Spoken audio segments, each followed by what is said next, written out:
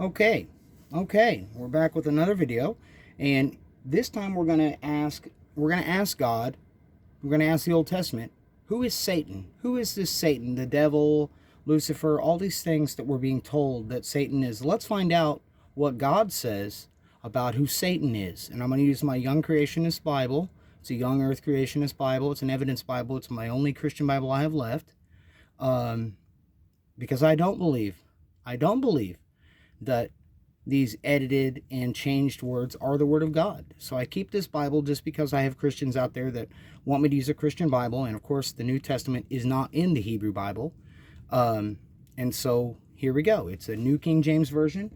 And we're going to turn to Numbers 22:22. And the reason why is because the Bible tells us, and many things on earth that we're supposed to know about how the earth works and how a planet works are found right here in the Bible for the very first time. That they're ever written down, they're found in the Bible. So what we're going to do is we're going to zoom in a little bit here.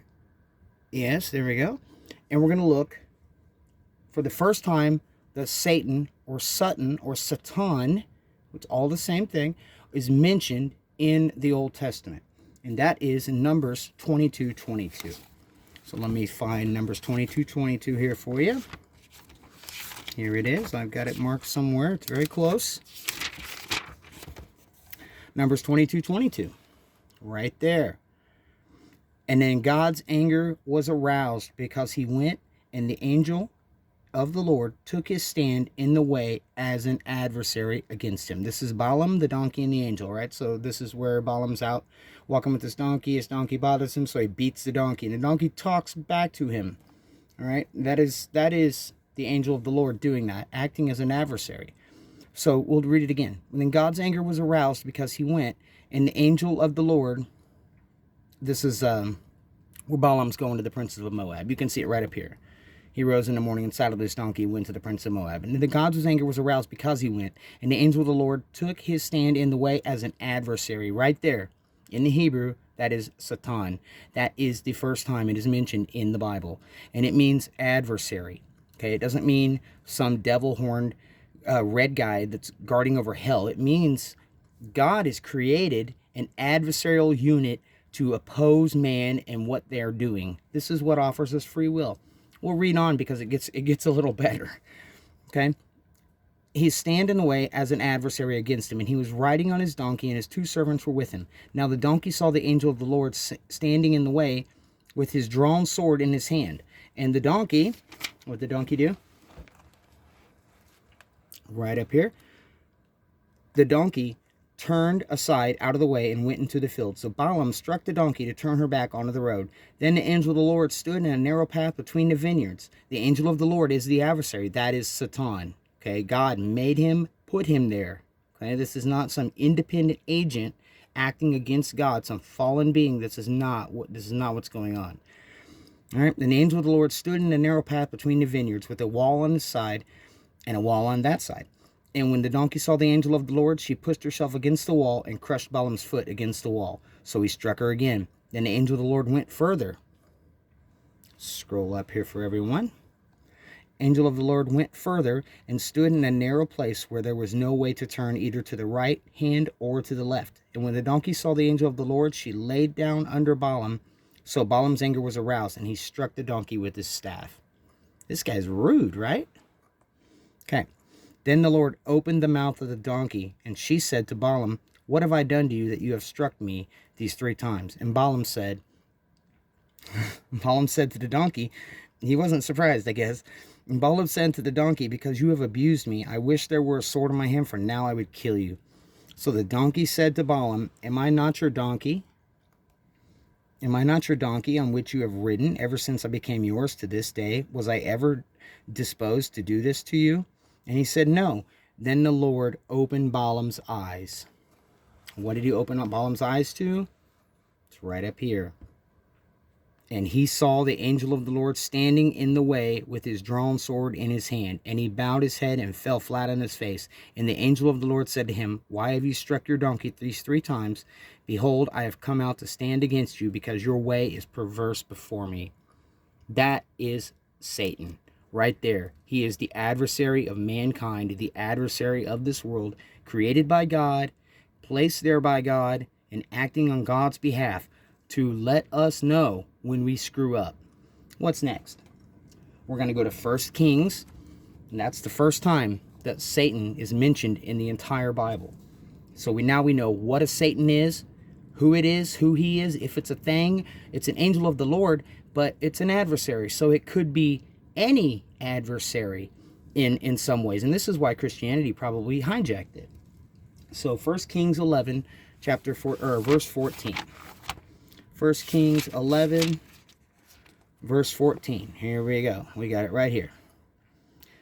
It's even titled in the Christian Bible, Adversaries of Solomon. And I put a little Satan there just to remind me as I'm flipping through. Now the Lord raised up an adversary against Solomon, Hadad the Edomite.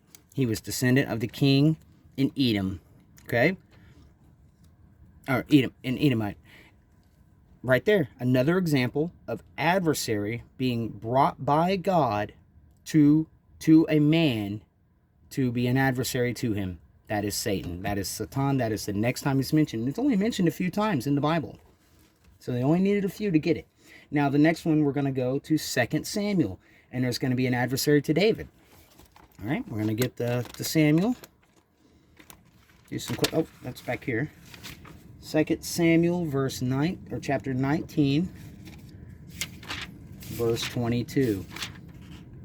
So, right down here at the bottom, we have, and David said, What have I to do with you, your sons of Zeruiah, that you should be adversaries to me today? In the Hebrew, Satan is right there in place of that word adversaries. Shall any man be put to death today in Israel? No matter what you see in the Christian Bible, remember, adversary is what Satan is. It is not what they're telling you, okay? The Catholic Church is not telling you the truth about hardly anything.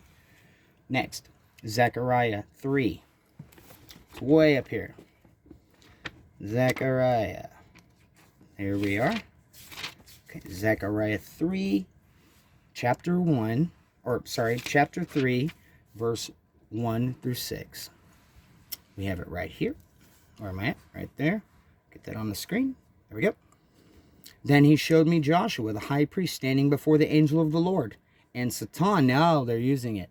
Now they're using the words. Standing at his right hand to oppose him. And the Lord said to Satan, the Lord rebuke you, Satan. The Lord who has chosen Jerusalem rebuke you. Is this not a brand plucked from the fire? Let's see what we got. We have Satan being used as a figurative, as a person, almost as a thing that the Lord can rebuke, or the Lord can even discuss to. Now, there was no difference because it said the angel of the Lord in the others as well. So we know that it's the same thing. They're just using a different way to describe it here. And part of this is why the Christian Bible is able to take it and say, here's the name. You'll notice that Santa has the same letters in it. Not sure why. Or are we? And we'll go back to 2 Samuel here because there's a really crazy example of Satan here. Okay? This one kind of shocked me when I first read it, but it makes sense. So, it makes sense in the context that Satan isn't what the Catholic Church and the churches tell us it is. I was never a Catholic, but I understand that every church is basically using Catholic doctrine to, everything. It's almost all Catholic. Almost every church is a Catholic church, whether they claim Catholicism or not. They're certainly using the cross. They're certainly using the Jesus, the Mary. Everything's basically the same. They celebrate Christmas, Easter. They do the communion. They do all the same things as the Catholic Church. And the Catholic Church invented those things. These are not real things. So 2 Samuel 24, verse 1. Check this out.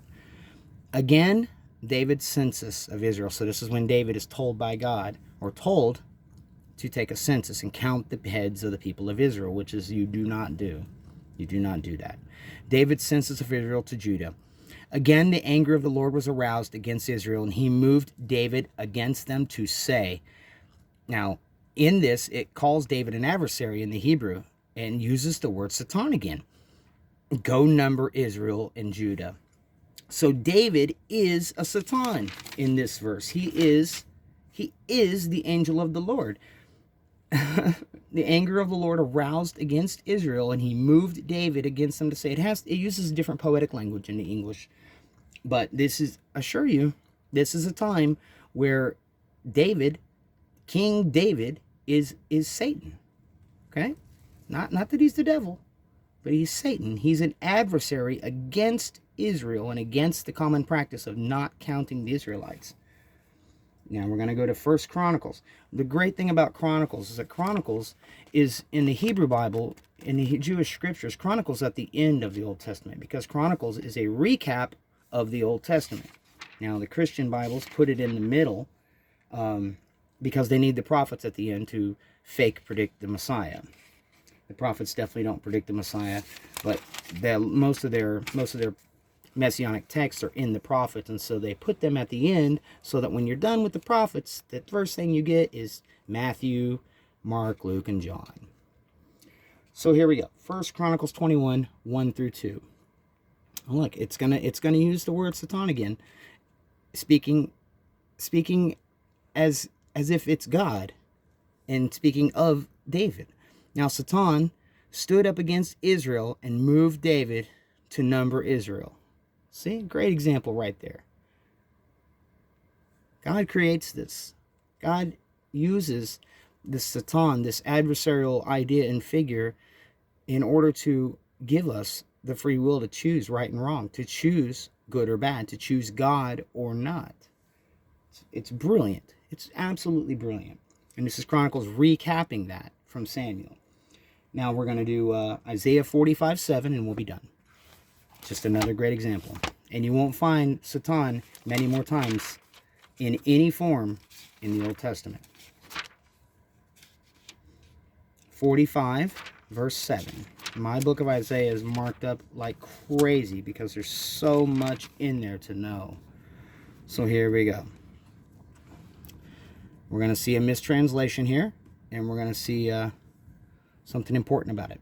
So right here in verse 7, this is God speaking through the prophet. I am the Lord, and there is no other. Of course, there's another one of those. I form the light and create darkness. I make peace and I create evil. It does not say calamity in Hebrew. It says evil. I, the Lord, do all these things. So this is another example of Satan being used straight out front, right there in Isaiah, with all the God is ones and there are no other saviors. It's all right. All that's in Isaiah as well. So thank you very much. It's just been a recap of how the Christians mistranslate certain words in the Hebrew and then use it to propel a completely different theology that millions and millions of people believe in, and yet it is false. It's not true. You can't find evidence for it in the Old Testament. Thank you.